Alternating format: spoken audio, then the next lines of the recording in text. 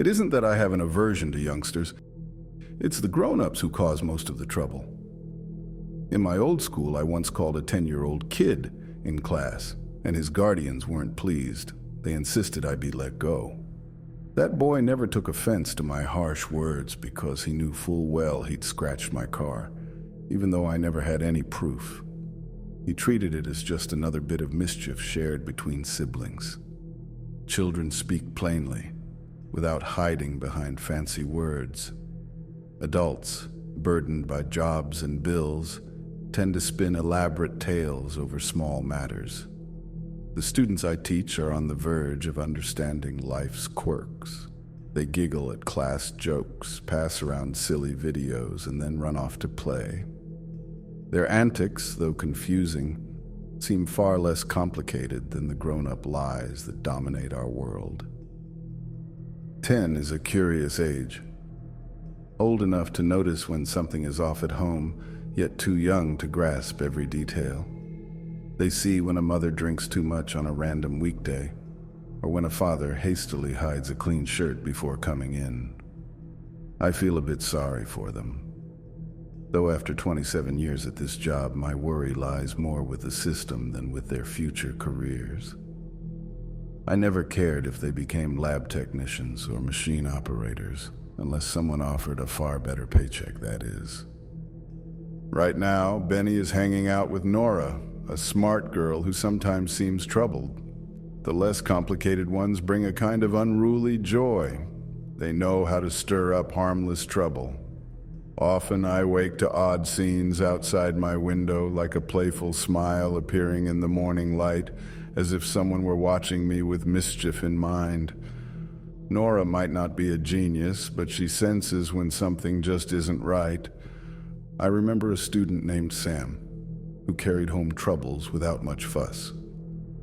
One day, after a small incident in class, his parent ended up in a messy situation at work, a scene later caught on camera and talked about by everyone.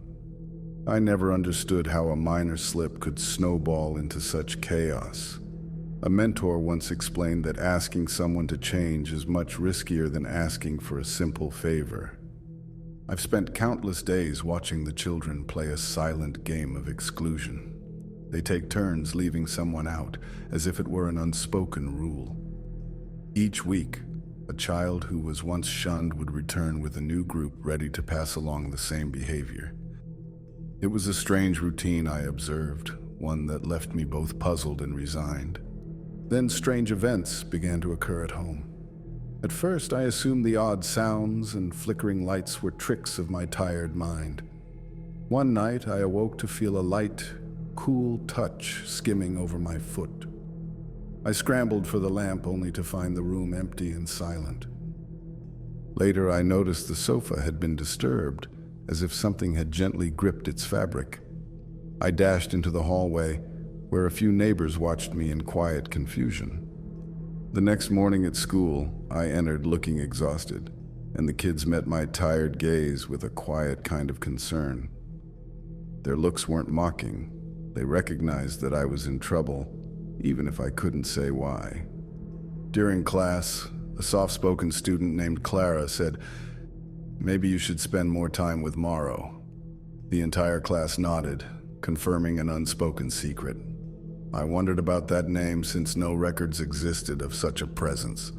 Morrow, as the children called it, was like an invisible trickster, always rearranging things when I wasn't expecting it. Morrow seemed to grant the kids a sort of free pass. They could enjoy their day without interruption. They ate lunch, played their games, and let the adults worry about other problems. For me, however, Morrow's antics were personal. I recall the day he snatched my steering wheel as I drove, tossed my phone into busy traffic, and even poked me at the worst possible moments. During a routine stop by a traffic officer, I tried to shake off one of Morrow's unwanted touches. I slapped away the grasp, causing shouts and confusion in my car. The officer, baffled by my actions, ended up giving me a standard test that I barely passed. After that incident, I could only hope that Morrow might leave me alone. At school, I asked if anyone had seen Morrow's mischief that day. The children shook their heads as though warning me of coming trouble. That evening, when I returned home, I found a mysterious box sitting on my doorstep. It measured about a foot on each side, made of worn, damp cardboard that looked like it had been left out in the rain. The box gave off a strange odor and even emitted faint, muffled sounds, like distant cries. Curious and cautious, I lifted the heavy package. Inside, I discovered a folded uniform from a local officer with parts of a man peeking out awkwardly. I recoiled in shock and fell back, struggling to understand what I was seeing. Soon, a number of long, thin hands emerged from the box, moving in ways I couldn't explain. Those hands, delicate yet unnerving, gently unfolded the man as if dressing him for the day. His face looked familiar, though his condition was far from normal. Later, I learned that the rest of his body had been found in my bathroom, as if trying to put itself together. The man murmured about feeling split in two and missing something important. Desperate, I pleaded with Morrow to remove the strange package and its contents. In reply, Morrow gathered the box and the man and slipped away into a dark corner of my home. Rumor has it that Morrow managed to put the man back together, but he now lies in a hospital, barely responsive. The whole episode left me rattled and uncertain of what was truly real. The next day at school, the children bombarded me with questions about my unusual wish. I fibbed, saying I'd asked for a new game console, hiding the grim truth from their innocent ears. I spent the following week off, secretly tallying how many times Morrow had disrupted our lives. I even made a small plan for what to do next, though I never shared it with anyone. I tried my best to support the children when their own strange encounters came around, though it was clear their experiences differed from mine. Their daily routines were thrown off balance, and they looked as if they'd spent a long, restless night. Each child bore their own marks of those odd disturbances, yet they continued forward with a quiet kind of resilience. When my next encounter with Morrow finally arrived, I resolved to be ready. I noticed that Morrow only appeared in dark, unlit spaces, so I flooded my bathroom with every lamp and flashlight I could find. Night after night, I rearranged the lights, determined to chase away every dark corner. I hoped that with enough brightness, I might finally keep Morrow at bay, even if just for a few peaceful hours. An hour into one such night, my stomach churned and I sensed Morrow nearing once again. I felt a wave of sickness as an unseen touch nearly blocked my throat, and I collapsed onto the floor, overwhelmed by the presence. Near the sofa, I noticed a pair of yellow eyes watching me, their gaze both mischievous and unsettling.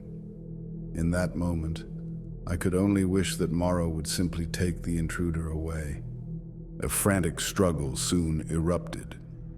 I found myself wrestling with a broken man under Morrow's control, striking and kicking in a desperate blur. Amid the chaos, I pleaded for Morrow to remove the shattered body. I could not bear the sight any longer. Slowly, Morrow's long hands closed around the man and dragged him away into a dark space. Clinging to a narrow ledge by an opening in my living room, I peered into a space that defied description. It wasn't human at all. It shifted and flowed like a large, soft blob, far removed from anything I'd ever seen. In that strange void, shapes drifted slowly as if moving through an endless, quiet field. Morrow's laugh echoed there, a sound that was both mocking and odd. I managed to pull myself back into the room, trembling as I landed on the carpet. I hurried to my bathroom, locked the door, and eventually lost consciousness from sheer exhaustion. Morrow's mischief lasted for nearly 2 weeks, during which I made 2 desperate requests, one to restore a missing person, and another to have Morrow removed from my life. I knew that these unsettling events meant I would have to wait a long time before I could ask for another change. During that period, I watched the children near the end of the school term and wondered if they would eventually outgrow the strange legacy of Morrow. I began to think seriously about leaving this job behind for good. I decided that if I could gather enough money, I would take Morrow with me and start over somewhere new. My plan was to build a safe haven where neither the kids nor anyone else would have to suffer from his antics again. I recalled the endless nights, the bizarre touches, and the ceaseless cycle of odd events. Every encounter left me drained, yet oddly determined to change my fate. With each strange incident, my resolve grew stronger to leave behind the chaos of my teaching days. I started planning my exit, convinced that I could not continue in this profession under such peculiar circumstances. Packing up my life, I began to imagine a future where I would not only escape but also keep Morrow confined to a new world of my own making. I dreamed of a modest refuge built with enough savings to keep us both safe. As wild as it sounded, that thought was the only bright idea amid the darkness. I refused to let the children, with their innocent smiles, bear the brunt of these unsettling events any longer. Now, as I stand on the threshold of a new chapter, I reflect on every odd encounter, every painful moment, and every bizarre game that Morrow played. I gather my memories along with my belongings, determined to leave behind a life filled with both sorrow and strange humor. The promise of a calmer future, free from nightly disturbances and inexplicable touches, is what keeps me moving forward. I'm resolved to build a life where neither I nor the children have to face such turmoil again. And so I step away from teaching with a heavy yet hopeful heart. I leave behind a long chapter of unusual moments, quiet despair, and the constant presence of an odd entity named Morrow. My plan is simple: to cash out and create a small, secure space for both of us, a place where Morrow will no longer trouble the innocent.